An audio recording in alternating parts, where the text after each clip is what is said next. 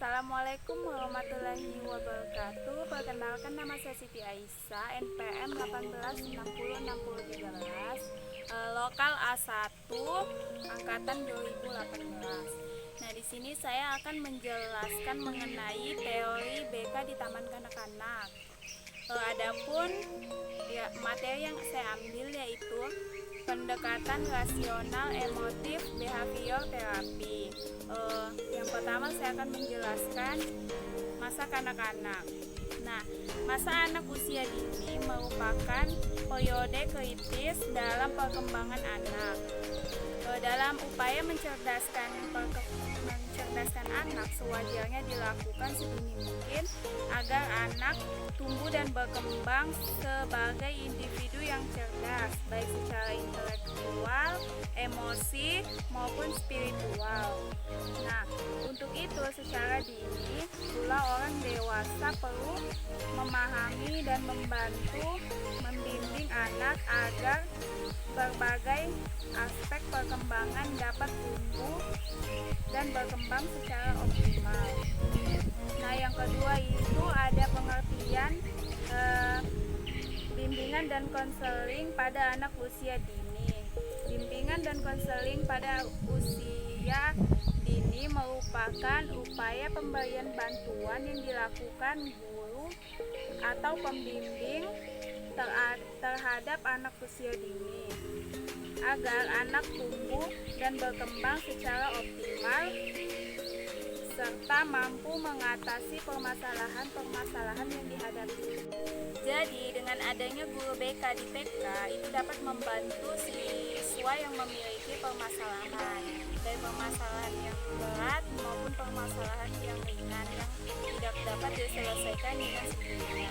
Nah, kemudian secara khusus layanan BK pada anak usia dini dilakukan untuk membantu mereka agar mereka dapat lebih mengenal dirinya, kemampuannya, sifatnya, kebiasaan dan kesenangannya. Yang kedua itu mengembangkan potensi yang dimiliki. Jadi jika si anak memiliki potensi yang ada pada dirinya dan dia bingung mau menyalurkannya kemana, dia bisa minta bantuan kepada guru BK agar guru BK bisa membantunya menyalurkan potensi yang dia miliki. Yang ketiga itu mengatasi kesulitan yang dihadapinya. Nah, jika si anak ini memiliki permasalahan, dia bisa meminta bantuan kepada guru BK untuk mengentaskan permasalahannya dan dicari solusinya. Nah, yang keempat itu menyiapkan perkembangan mental dan sosial untuk masuk ke lembaga pendidikan selanjutnya. Jadi si anak ini bisa meminta bantuan kepada guru BK jika dia ingin masuk ke sekolah jenjang yang lebih tinggi. Dia bisa minta bantuan dia mau masuk ke sekolah mana. Jika dia bingung mau masuk ke sekolah yang mana, jadi dia bisa minta bantuan kepada guru BK. Nah, yang keempat di sini ada prinsip-prinsip bimbingan dan konseling untuk anak usia dini. Nah, yang pertama itu bimbingan merupakan bagian dari proses pendidikan. Jadi bimbingan ini juga merupakan dari proses pendidikan. Nah, yang kedua itu bimbingan diberikan kepada semua anak, baik itu anak yang memiliki masalah dan anak yang tidak memiliki permasalahan. Jadi jika si anak ingin ke guru BK, dia bisa pergi ke guru BK tanpa harus mempunyai permasalahan. Nah, yang ketiga di sini bimbingan merupakan proses yang menyatu dalam semua kegiatan pendidikan. Yang keempat ada bimbingan harus berpusat pada anak yang dibimbing. Jadi bimbingan itu berpusat pada anak yang mengambil peran aktif dalam proses bimbingan tersebut. Jadi anak ini memiliki peran yang penting dalam proses pelaksanaan bimbingan. Nah, yang kelima di sini bimbingan harus fleksibel dan sesuai dengan kebutuhan serta perkembangan anak. Jadi bimbingan di sini bersifat fleksibel, dia bebas. dan sesuai dengan kemampuan anak tersebut. Nah, yang keenam di sini ada bimbingan harus diberikan secara berkelanjutan. Jadi misalnya bimbingan pada hari ini dilakukan, belum menemukan satu titik permasalahannya, jadi bisa dilakukan di kemudian hari lagi untuk diselesaikan. Yang kelima di sini ada fungsi bimbingan dan konseling untuk anak usia dini. Yang pertama itu ada fungsi pemahaman. Nah, fungsi pemahaman yaitu usaha bimbingan yang dilakukan guru BK untuk menghasilkan pemahaman yang menyeluruh tentang aspek-aspek seperti aspek pemahaman diri anak didik, terutama oleh orang tua dan guru. Yang kedua itu hambatan atau masalah yang dihadapi anak. Nah, yang ketiga lingkungan anak yang mencakup keluarga dan tempat belajar. Yang keempat itu ada lingkungan yang lebih luas di luar rumah, di tempat belajar seperti di sekolah, di tempat bermain. Nah, yang kedua di sini ada fungsi pencegahan.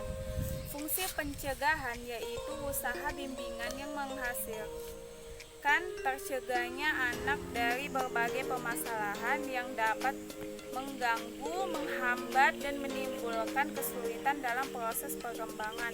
Nah, fungsi pencegahan ini, jika anak memiliki suatu masalah, maka guru BK membantu anak tersebut untuk menyelesaikan masalahnya sehingga permasalahannya dapat diselesaikan dengan baik, agar permasalahan itu tidak menghambat si anak dalam belajar. Seperti itu.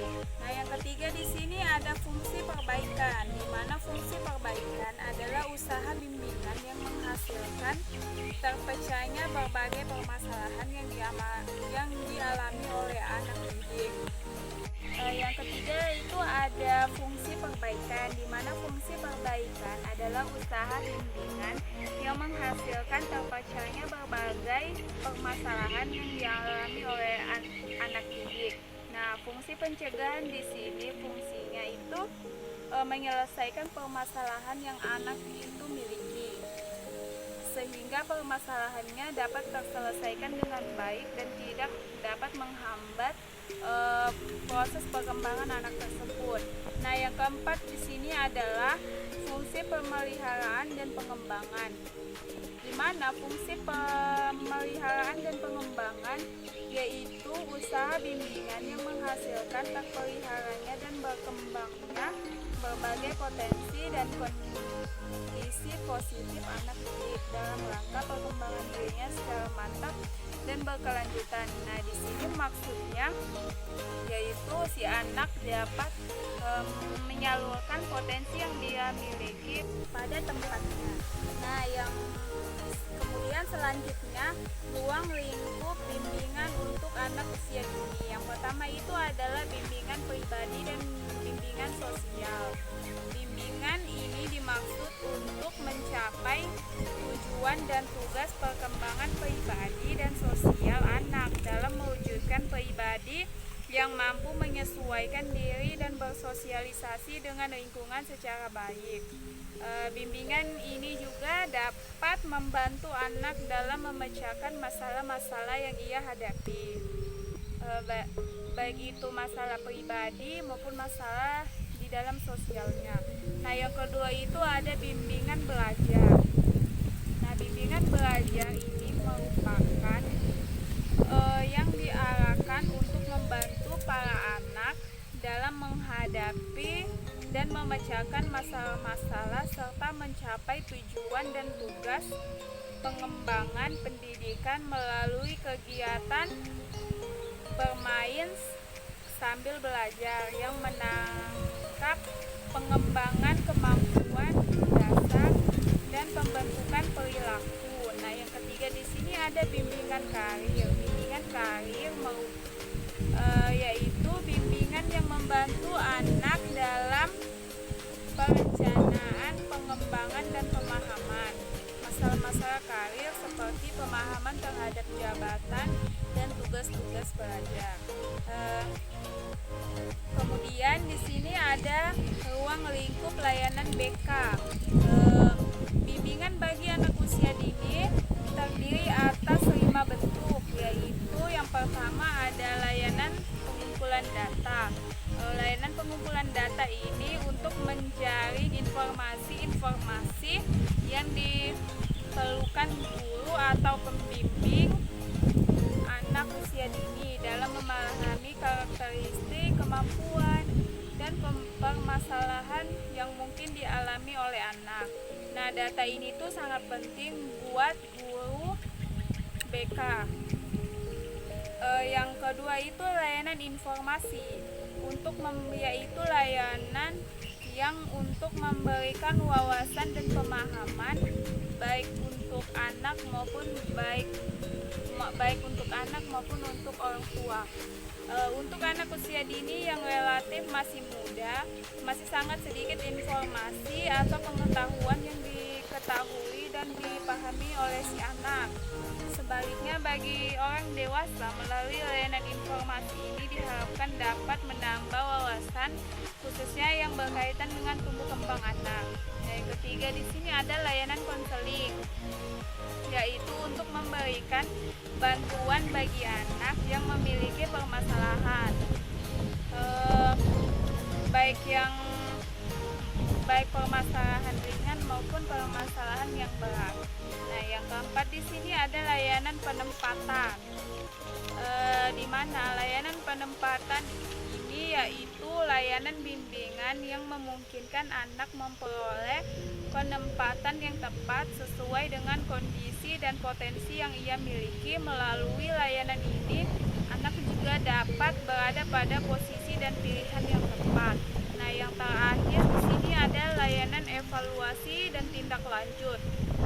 Layanan evaluasi dan tindak lanjut ini merupakan layanan untuk anak agar ia mengetahui tingkat keberhasilan penanganan yang telah dilakukan guru atau pendamping. Nah,